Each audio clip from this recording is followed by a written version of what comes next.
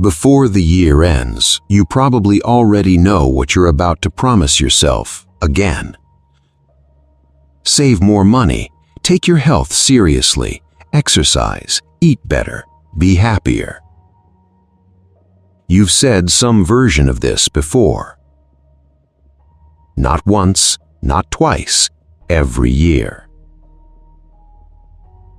And it's not because you didn't mean it. You did. But what's unsettling is that a part of you already knows which of these promises won't survive the year. Not because you'll forget them, but because you already know what they're going to cost. Time, energy, consistency, focus.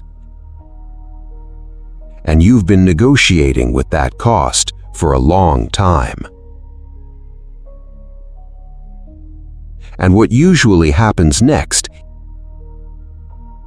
isn't failure, it's delay. You don't say no to these promises, you say later. After things settle down, after work slows, after life gets less noisy. So you stay busy, productive, in motion. You call that discipline.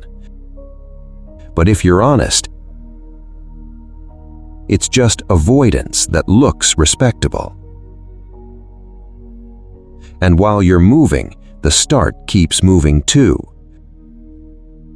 Not because the goal changed, but because facing it felt inconvenient. Here's the part most people don't like admitting. You're not confused about what to do. This isn't where you get motivated, this is where you stop looking away. This video is a mirror, not to inspire you, but to show you the part you keep negotiating with, which you already know. You know what to eat, you know when to train, you know where the money leaks. You don't lack information. What you lack is the willingness to sit with the version of yourself that would actually have to follow through. Because that version costs you something. It costs comfort, it costs convenience, it costs the freedom to drift. So instead of facing that version, you keep planning. Planning feels productive, thinking feels safe, and action keeps waiting. Not because you're incapable, but because clarity would remove your excuses. This is where the story usually changes, not because you gave up, but because you learned how to stay comfortable while telling yourself you were still trying. You filled your days, you stayed occupied, you kept moving. Busy enough to feel responsible, distracted enough to avoid the work. You didn't quit your goals, you buried them under effort that went nowhere. And the most convincing part is that you looked serious while doing it. You watched the videos, saved the posts, made the plans. All of it created the feeling of progress without the risk of change. So when nothing moved, you didn't question the avoidance, you questioned your motivation. And that lie felt easier to live with than admitting what you were protecting. At this point, most people blame motivation. They say that's what's missing. But motivation was never responsible for your life. It was just convenient. Convenient to wait for, convenient to blame, convenient to lose. You didn't stop because motivation left. You stopped because doing the work without a feeling to lean on asked more of you than you were ready to give. And calling that lack of motivation sounded better than admitting what you were avoiding. Sit with this for a moment. Not the plans, not the promises, the pattern. Think about the last time you said, "This time will be different." Think about how confident that sounded. And think about how quietly it faded. No collapse, no disaster, just delay. You didn't quit, you drifted, and drifting felt harmless because nothing broke immediately. But something was always being postponed. That pause you keep inserting into your life, it isn't neutral.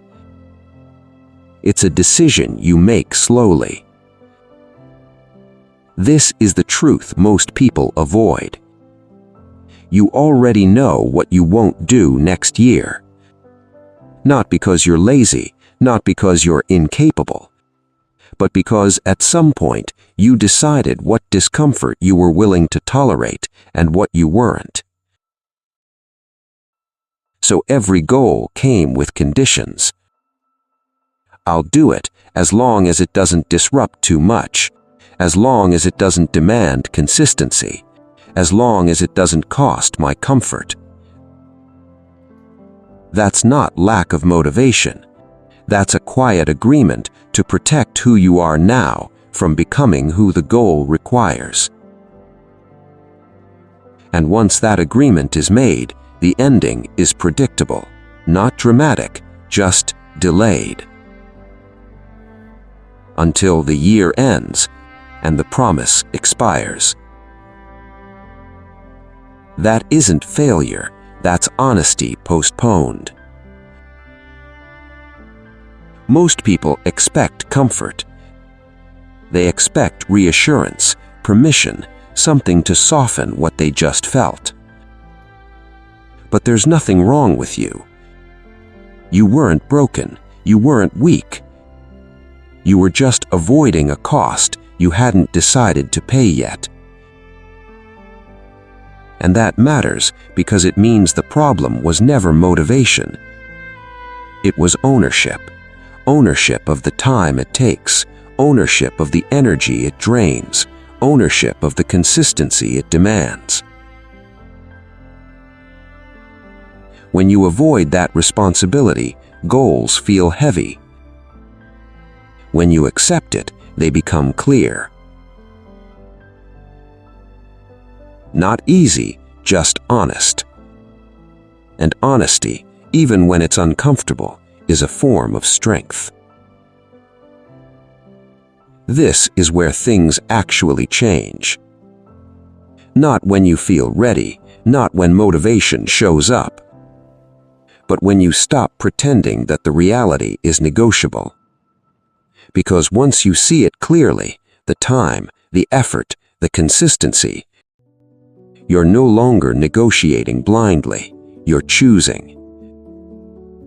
Choosing what matters enough to disrupt your comfort. Choosing what's worth saying no to. That's not intensity, that's discipline. Quiet, unimpressive, repeated. And it doesn't announce itself, it just shows up when excuses don't. Before this year ends, pause for a moment. Not to plan, not to promise. Just to be honest. Ask yourself, which part of your plan already feels negotiable? Which habit are you quietly assuming you'll figure out later? Which discomfort are you hoping you won't have to face? because the answer to that question is usually the answer you've been avoiding. And once you see it clearly, you don't need motivation. You need presence.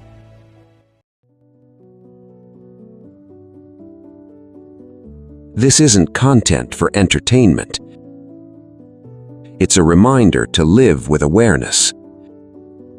Take one thought from here and apply it today, not tomorrow. That's how change begins. Train the mind, carry the strength.